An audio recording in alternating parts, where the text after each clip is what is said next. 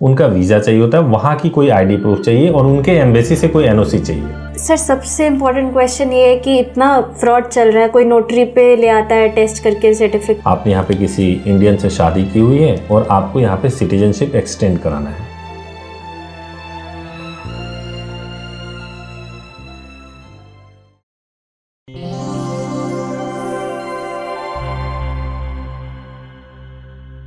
नमस्कार, lead India के इस वीडियो में आपका बहुत बहुत स्वागत है। दोस्तों, जो 10 वीडियो 2023 के लिए हम बना रहे हैं उसमें ये बहुत ही खास वीडियो है ऐसे कपल के लिए जिनको अपने किसी फॉरेन पार्टनर के साथ शादी करनी है। ये हालांकि मेरे साथ साक्षी है।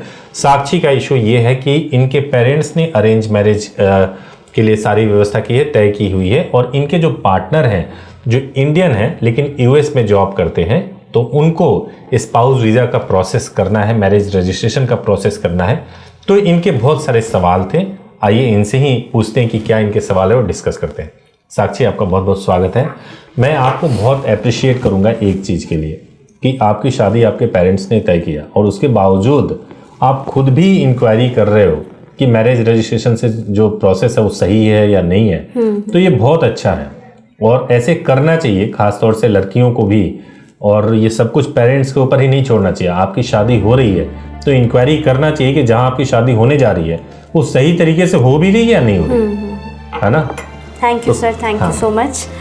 एक्चुअली इतना सारा मैरिजेस के नाम पे फ्रॉड चल रहा है, बट लीड इंडिया का चैनल और सब्सक्राइबर्स देख के मोस्ट ऑफ ऑल इतना ट्रस्ट बिल्ड हुआ, मुझे लगा सारी क्वेरीज यहीं पे रिजॉल्व हो सकती है। Thank you so much. आप कहाँ से हो? मैं चंडीगढ़ से हूँ सर। और मेरे पार्टनर यूएस में जॉब कर रहे हैं। ठीक है। तो हम लोग की मैरिज फिक्स। तो ये कैसे हुई है? मतलब आपके पेरेंट्स ने उनको सर्च कैसे किया? कोई रिलेटिव्स के थ्रू ही पता चला उनको। अभी मैरिज नहीं हुई है? अभी नहीं हुई, अभी होगी। ठीक है। तो अभी वो भी इंक्वायरी कर रहे हैं और हमारा थोड़ा अभी प्रोसेस बातचीत का चल रहा है। थोड़ा प्रॉब्लम ये भी है कि अभी वहाँ शिफ्ट होना है, तो सोचा एक बार प्रोसेस पूरा लीगली जान ले तो ही अच्छा है। तो फिर आगे प्रोसीड करेंगे। बिल्कुल। हाँ।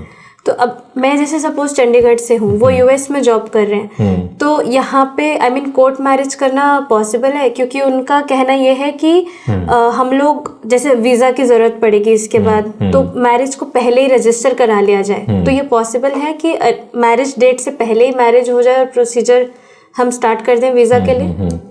बिल्कुल पॉसिबल है। ऐसा होगा कि जैसे मान लीजिए कि क्या होता है कि जैसे आपने बताया यूएस में जॉब कर रहे हैं, तो नॉर्मली ऐसा सिनेरियो मैंने देखा है और लोगों के भी सिचुएशन में कि यूएस एम्बेसी में आपको अगर पार्टनर का वीज़ा प्रोसेस करना हो स्पाउस वीज़ा के लिए, तो अपॉइंटमेंट्स मिलने में बहुत टाइम लगता है। तो नॉर्मली लोग क्या प्रीफर करते हैं कि शादी के टाइम में तो मान लो कि कोई 15 दिन 1 महीने की छुट्टी लेकर के आ सकता है इंडिया में, उसको फिर वापस जाना होता है।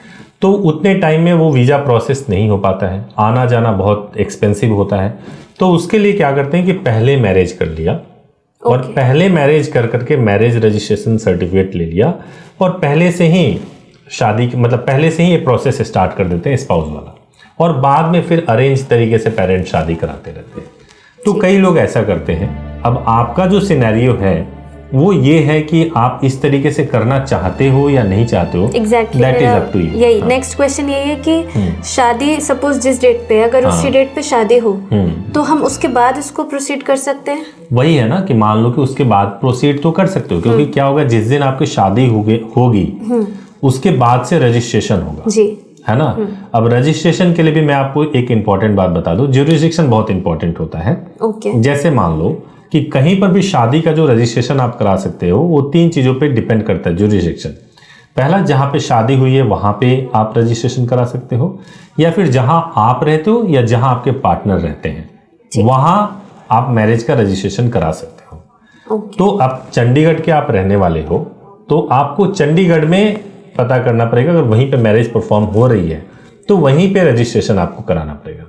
हमारे पास आप तब करा सकते हो जब आप हमारे पास से मैरिज परफॉर्म करते हो, लाइक आप आर्य समाज में शादी करते हो, उसके बाद से हम आपका मैरिज का रजिस्ट्रेशन करा देंगे बिफोर मैरिज। जो आपके पेरेंट्स कराएंगे उसके पहले आपने आर्य समाज में लाइक लव मैरिज आपने किया, फिर कोर्ट में रजिस्टर करा लिया, वही आपकी मैरिज डेट हो जाएगी जिस दिन आर्य समाज में शादी होगी, है ना।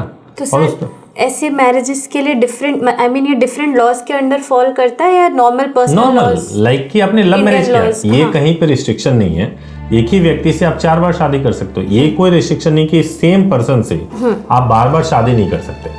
Okay okay. सेम पर्सन से आप कितनी बार भी शादी करो, शादी के रिचुअल्स को आप जितनी मर्जी है बार है वो आप परफॉर्म कर सकते हो, उसमें कोई दिक्कत नहीं है ना। तो इशू केवल ये है कि आप पहले आपने शादी कर लिया और पहले ही आपने मैरिज को रजिस्टर्ड करा लिया, तो आपके पास में टाइम मिल जाता है मैरिज को स्पाउस वीजा वाला प्रोसेस करने के लिए। Okay okay. कई लोग ऐसा भी करते हैं और कई लोग ऐसा भी करते हैं कि शादी जिस दिन पेरेंट्स ने रखी हुई है उसी दिन शादी करते हैं और उसके बाद से मैरिज का रजिस्ट्रेशन कराते हैं और फिर स्पाउस वीजा का प्रोसेस करते हैं। बट वो टाइम बढ़ जाता होगा, उसमें टाइम टेकिंग हो जाता है। हाँ। ठीक है। और सर डॉक्यूमेंट्स क्या रिक्वायरमेंट होगा दोनों पार्टनर्स की साइड से, मतलब मैरिज रजिस्ट्रेशन के लिए? डॉक्यूमेंट्स का रिक्वायरमेंट ये होगा कि आप दोनों का आधार कार्ड चाहिए, उनका भी आधार कार्ड, आपका भी आधार कार्ड होना चाहिए, बर्थ सर्टिफिकेट होना चाहिए या 10th की मार्कशीट हो तो 10th की मार्कशीट से हो जाएगा, और एक आईडी प्रूफ चाहिए। Okay okay. सर एक्चुअली यहाँ आने से पहले जब कॉल सेंटर पे बात किया था मैंने लीड इंडिया की, तो वो किसी एनओसी के बारे में बता रहे थे। एनओसी उसके लिए जरूरी होता है जो फॉरेनर हो। ओके। आपके जो पार्टनर हैं वो फॉरेनर नहीं है।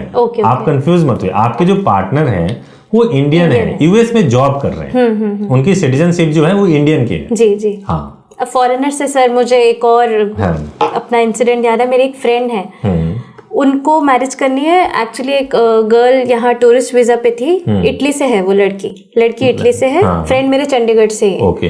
तो अभी उनका भी मैरिज का प्रपोजल बन रहा है कि दे विल डिसाइड।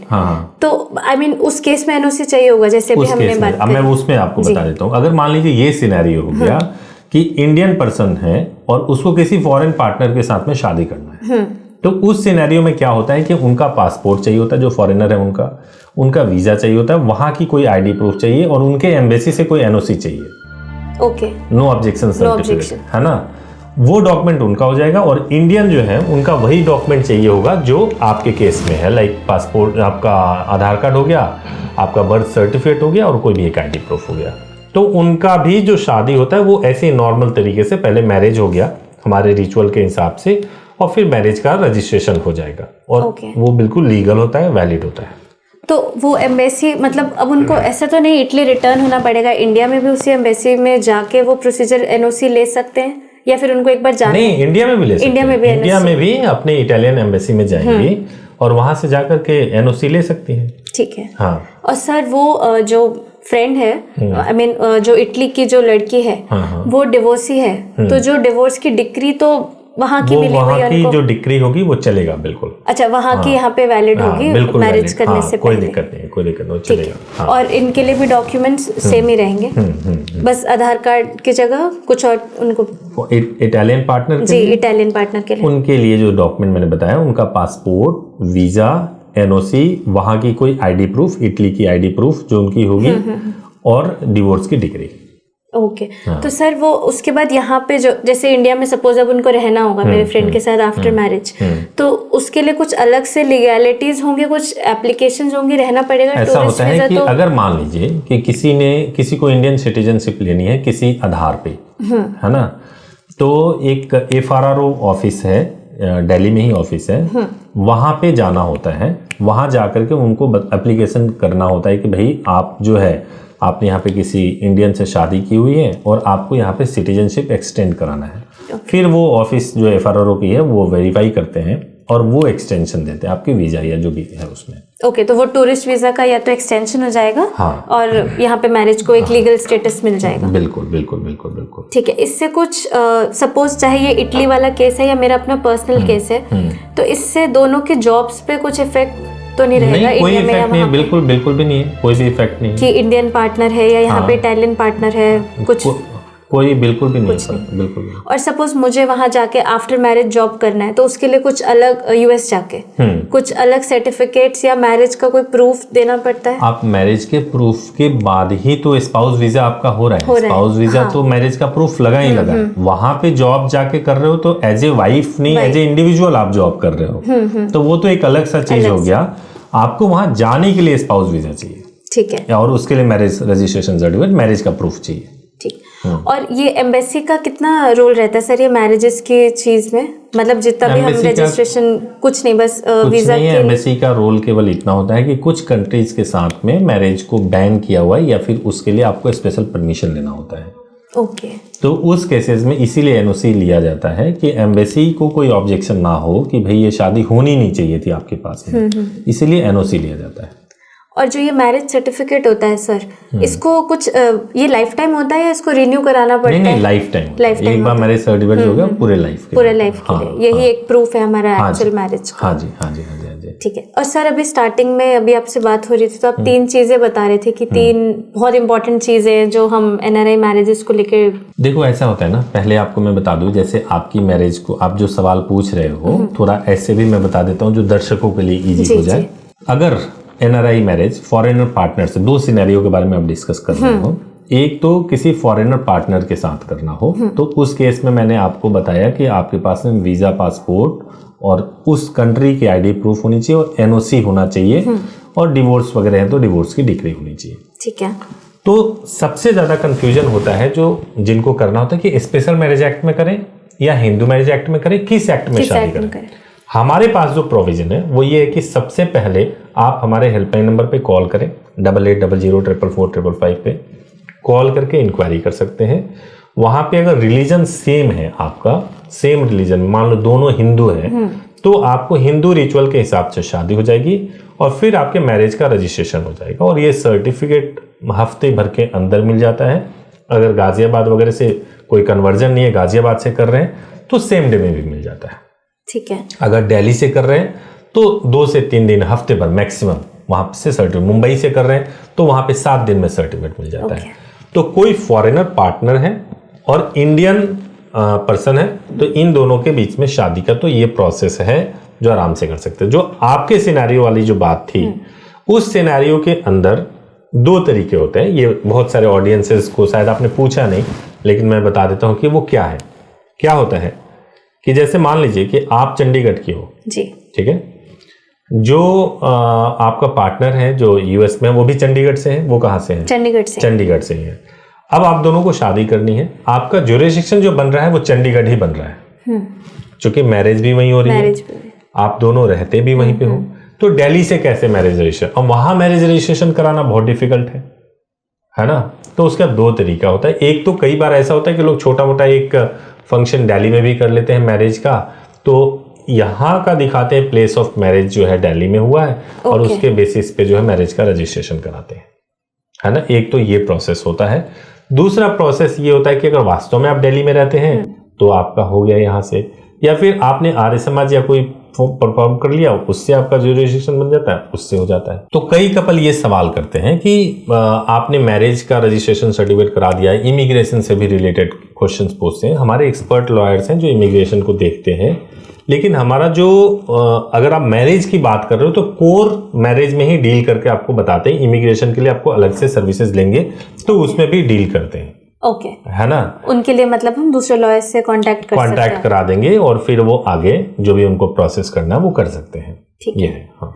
सर सबसे इम्पोर्टेंट क्वेश्चन ये है कि इतना फ्रॉड चल रहा है, कोई नोटरी पे ले आता है टेस्ट करके सर्टिफिकेट, कोई कैसे, तो ये मैरिज सर्टिफिकेट का जेन्युइननेस कैसे चेक होगा? देखो आजकल तो डिजिटल सर्टिफिकेट है, आप गवर्नमेंट की वेबसाइट पे चेक कर सकते हो। ओके। अगर मैरिज हो गई है, आपको सर्टिफिकेट मिला हुआ है तो गवर्नमेंट के वेबसाइट पे चेक करना है। कुछ सिटीज में क्या होता है कि जैसे मैरिज हो गई गुरुद्वारे में और गुरुद्वारे के बाद से वो हाई कोर्ट चले गए प्रोटेक्शन के लिए और हाई कोर्ट से प्रोटेक्शन ले लिया, तो हाई कोर्ट प्रोटेक्शन जो लिया आपने वो प्रोटेक्शन ऑर्डर है, मैरिज रजिस्ट्रेशन सर्टिफिकेट नहीं है। ओके। तो कंफ्यूज नहीं होना चाहिए, मैरिज रजिस्ट्रेशन सर्टिफिकेट डिफरेंट होता है, हाई कोर्ट प्रोटेक्शन का जो सर्टिफिकेट होता है वो डिफरेंट होता है। हाँ, वो अलग चीज होता है। ठीक है। हाँ। तो सर सपोज मतलब हम लोग तो भी यही प्लान कर रहे हैं, छोटा फंक्शन बस चंडीगढ़ में करके फिर हम लोग यूएस के लिए निकल जाएंगे। तो बट मुझे ऐसा चाहिए कि हम जो मैरिज रजिस्ट्रेशन कराएं वो लीड इंडिया से कराएं। हाँ। तो लीड इंडिया की सर्विस रजिस्ट्रेशन की हमें हो जाएगा, आपको इश्यू नहीं है, आप बुकिंग करा लो और उसके फर्दर जो भी वहाँ रजिस्ट्रेशन कराना होगा वो करा देंगे। चाहे दिल्ली से कराना होगा दिल्ली से करा लेना, या चंडीगढ़ से करना होगा तो चंडीगढ़ से भी कर और वहाँ पे भी प्रोसेस सेम ही है सर? सेम ही है। वहाँ पे थोड़ा टाइम ज़्यादा लगता है, ठीक है, हाँ, लेकिन हफ्ते 10 दिन के अंदर वहाँ पर भी हो जाएगा, मिल जाएगा। Thank you so much sir. Thank you. मैं बहुत रिलीव्ड हूँ सर, नीट इंडिया से बहुत सारी क्वेरीज सॉर्ट आउट हुई। Thank you so much. Thank you.